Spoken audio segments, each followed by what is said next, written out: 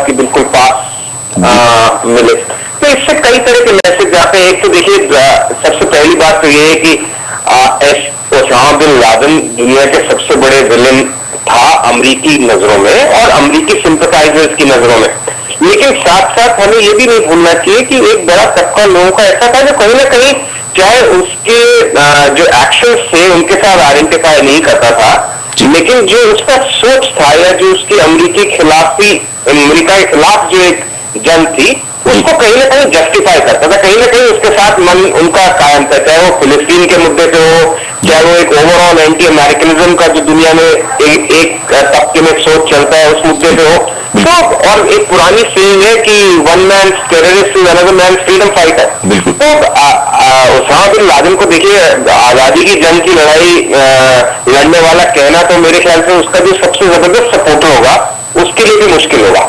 लेकिन मैं इस बात इसलिए कह रहा हूं कि हमें कोई भी चीज पर डिस्कस करें तो पर्सपेक्टिव नहीं भूलना चाहिए कि ऐसा नहीं है कि पूरी दुनिया में जश्न मन रहा होगा। पूरी दुनिया में एक बड़ा तबका होगा जो कहीं ना कहीं इसको एक और अमेरिकी दादागिरी का तो शायद भारी शब्द है, लेकिन एक और अमेरिकी सुप्रीमेसी की उसकी तरह देख रहा होगा। देखिएगा हमारी तरफ से लड़ने वाला एक आदमी हलाक हुआ। इसीलिए बहुत इंपॉर्टेंट है कि इसको कोई बहुत ज्यादा जश्न की तरह नहीं मनाया जाए, इसे बहुत ज्यादा सेलिब्रेशन नहीं की जाए। लेकिन ऐसी बात करते हुए हमें ये भी नहीं भूलना चाहिए था कि वो कानून की नजर में बहुत बड़ा मुजरिम था। उसने जो काम किए थे वो कोई भला आदमी तो छोड़िए, मतलब कोई भी इंसानियत में विश्वास करने वाला आदमी नहीं कर सकता था। तो एक बड़ी एक अजीब सी आज माहौल है, क्योंकि मेरा मानना यह है कि दुनिया में एक बहुत बड़ा तबका जश्न मना रहा होगा और एक बहुत बड़ा तबका कहीं ना कहीं मन में दुखी होगा। अब प्रॉब्लम यह है कि जो दुखी होगा उनके घावों पे किस तरह से ऐसी बात करी जाए कि घाव बहुत ज्यादा हरे नहीं हो और एट द सेम टाइम कुछ ऐसा भी नहीं कहा जाए जिससे कोई सही बात को गलत ठहराया जाए। तो दो बातें दोबारा से कि एक तो इससे ओसामा बिन लादेन डेफिनेटली किसी भी डेफिनेशन के मुताबिक एक दहशतगर्द था और जिसके खिलाफ कार्रवाई होकर अमेरिका ने साबित किया कि एक लेवल पे उनके खिलाफ कोई एक्शन करता है तो उसको उसका जमीन तक पीछा करते हैं एक तरह से।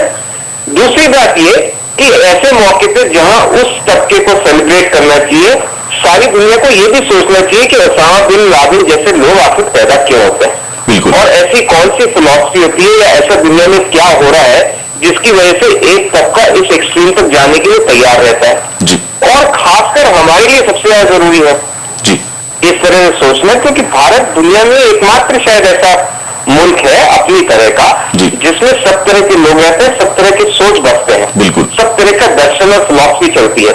तो हम कभी भी किसी भी डायरेक्शन में एक्सट्रीम व्यू लेते हैं तो वो हमारे लिए सबसे बड़ा मुसीबत का सबब बनता है। अमेरिका आज पूरा जश्न में डूब सकता है लेकिन भारत पूरा जश्न में डूबता है तो जो कुछ एंटी अमेरिकन फोर्सेज है वो फिर गलत दिशा में जाने के लिए आप हमें कहीं ना कहीं प्रोत्साहित करते हैं तो एक मौका देते हैं। तो जैसे हर चीज में हमारे कोई ज्यादा सेंसिटिव संवेदनशील ज्यादा मुझे सही उर्दू का लफ्ज नहीं दिमाग में आ रहा, लेकिन जो सोच होती है वो भारत को हमेशा एक ज्यादा बड़ा दिल और ज्यादा बड़ी सोच रखने की जरूरत पड़ती है हर मुद्दे पे।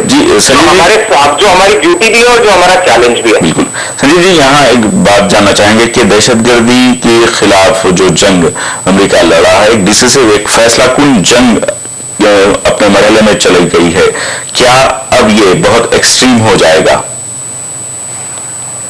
मेरे ख्याल से बहुत एक्सट्रीम नहीं होगा। देखिए आज एक डेफिनेटली एक पर्टिकुलर इंसिडेंट में 2,500 से 3,000 अमेरिकी लोग मारे गए थे सिर्फ एक इंसिडेंट में, वर्ल्ड ट्रेड सेंटर की बॉम्बिंग में जिसमें हवाई जहाज जिसमें घुस गए थे और एक आदमी ने और एक तंजीम ने उसकी खुलेआम जिम्मेदारी ली थी। तो वो आदमी या वो तंजीम का मुखिया अगर मारा जाता है तो उसके अंदर एक्सट्रीम हो जाने जैसी तो कोई बात नहीं है, लेकिन प्रॉब्लम ये है कि अब देखने की बात ये है कि कौन सा ग्रुप या कौन आदमी कौन शख्स अलकायदा का अगला लीडर बनता है, क्योंकि ये मान लेना तो एक अलग किस्म की गलती होगी कि अलकायदा खत्म हो जाएगा या वो सोच खत्म हो जाएगा। तो नेक्स्ट इन लाइन कौन आता है, उनके साथ अमेरिकी और दूसरे लोग किस तरह से एंगेज करते हैं, क्या वो एक जंग की तरह आगे लड़ाई जारी रहनी चाहिए या एक लेवल पे उनके साथ एंगेजमेंट की जरूरत है, उन लोगों को कहीं ना कहीं वापस से, क्योंकि अल्टीमेटली अल्टीमेटली तो किसी भी किस्म की लड़ाई में आज किसी का हाथ भारी रहता है, कल किसी और का हाथ भारी रहता है। आज वो ओसामा बिन लादेन को मारने में कामयाब हुए हैं और जो एक बहुत बड़ी कामयाबी है और सफलता है किसी भी देश की खुफिया एजेंसी के लिए। लेकिन कल फिर अलकायदा कहीं हमने से कोई और जगह नुकसान पहुंच सकता है। तो अल्टीमेटली तो आपको एक ऐसी दुनिया बनानी है ना जिसमें इस तरह की बातें हो ही नहीं, न ओसामा की तरफ से हमला हो न बाद में ओसामा मारा जाए। लेकिन ऐसी आइडियल दुनिया एक ओवरनाइट तो बनेगी नहीं, उसमें कितनी चीजें होंगी, कितना लोगों को देना समझना पड़ेगा एक दूसरे को और एक किस तरह का माहौल बनाना पड़ेगा। अल्टीमेटली कोशिश तो उस दिशा में बढ़ने की होनी चाहिए। बिल्कुल। और उस बीच में जो कोई गलत काम करेगा चाहे वो अमेरिका तो उसका भी खिलाफत होनी चाहिए, चाहे वो ओसामा बिन लादेन तो उसकी खिलाफत होनी चाहिए। संजय जी, यहाँ ये जानना चाहेंगे कि जिस तरह अमेरिका और पाकिस्तान के रिश्ते हैं, इन रिश्तों पर क्या असर पड़ सकता है और अफगानिस्तान में क्या अमेरिका अपनी कार्रवाई मजीद और जारी रखेगा? देखिए, पाकिस्तान का मुद्दा छेड़ रहे हैं, सबसे दिलचस्प या सबसे अहम सवाल है इस पूरे मोर्चे का। भारत की तरफ से लगातार कहा गया है और जिसको कभी कभी दुनिया के जो बड़े मुल्क हैं जब उनको कन्वीनियंट पड़ता है तब मान लेते हैं, जब उनको कन्वीनियंट नहीं होता तो उसको नकार देते हैं कि दुनिया में असली अलकायदा जो है वो कहीं ना कहीं पाकिस्तान में है। असली अलकायदा है ओसामा बिन लादेन नहीं चला रहा है। असली अलकायदा की जो डोर है और जो पतंग की कमान है या बंदूक के घोड़े पे जिसकी उंगलियां हैं वो एक बड़ा तबका ISI और पाकिस्तानी फौज का है जो उन लीवर्स को, उन बटन्स को कंट्रोल करता है। और ओसामा बिन लादेन का जिसके लिए बात होती थी कहाँ अफगानिस्तान के तोरा तोरी पहाड़ियों में, कौन से जंगलों में, कौन से ट्राइबल इलाके में छुपे होंगे पाकिस्तान के, जहां बिल्कुल कोई ट्राइबल इलाकों के बारे में भी एक स्टीरियोटाइप की इमेज बनी हुई है कि जहां पता नहीं किस तरह के साफे लगाए हुए तालिबानी दाढ़ी मूंछ वाले लोग घूमते होंगे और उनके बीच में किसी गुफा में ये अकेला रहता होगा। वो सब बातें गलत साबित हो गई ना। ये इस्लामाबाद से कुछ कोस दूर मिले हैं जहां ये 99% पाकिस्तान फौज और ISI के बीच का एरिया है से टुकड़े नहीं हो सकते जो कि कहीं ना कहीं उसको प्रोटेक्ट कर रहे होंगे।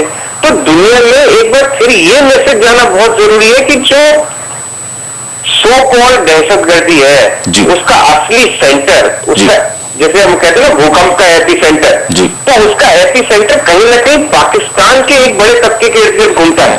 बिल्कुल। और वो असली डेंजर चीज है और उसको एंगेज करना, उसको टैकल करना सबसे ज्यादा जरूरी है।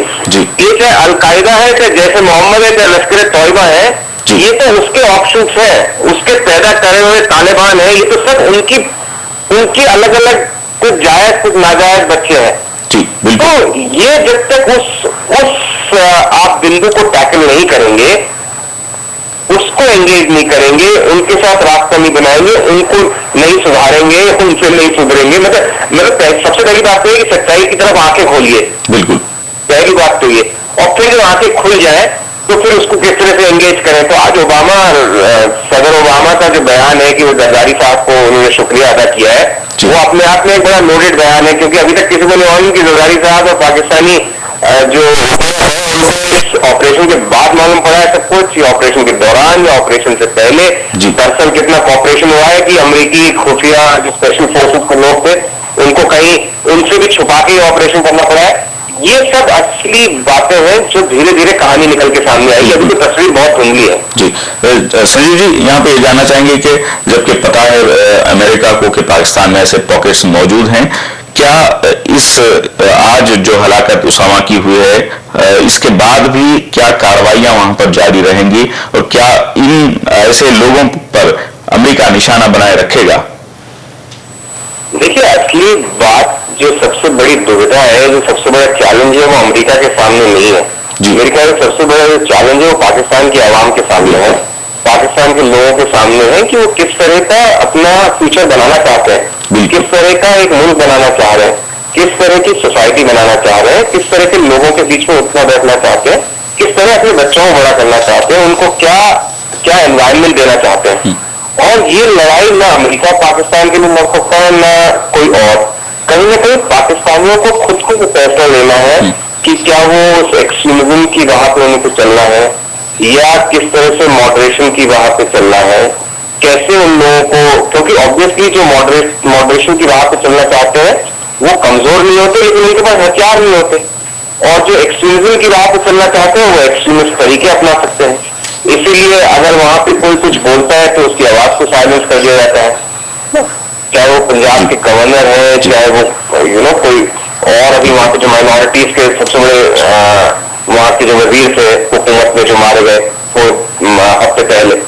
तो पाकिस्तान किस तरह का पाकिस्तान बनाना चाहता है, इसलिए ये बड़ा एक न सिर्फ पाकिस्तानियों के लिए, कम से कम अगर दुनिया के लिए नहीं भी तो जनूबी एशिया के लिए तो बहुत अहम सवाल है, क्योंकि हम सबका फ्यूचर कहीं ना कहीं उस पर डिपेंड करता है कि पाकिस्तान आने वाले महीनों सालों में किस तरह की सूरत अख्तियार करता है खुद के लिए। जी जी संजीव जी, एक बात जानना चाहता हूँ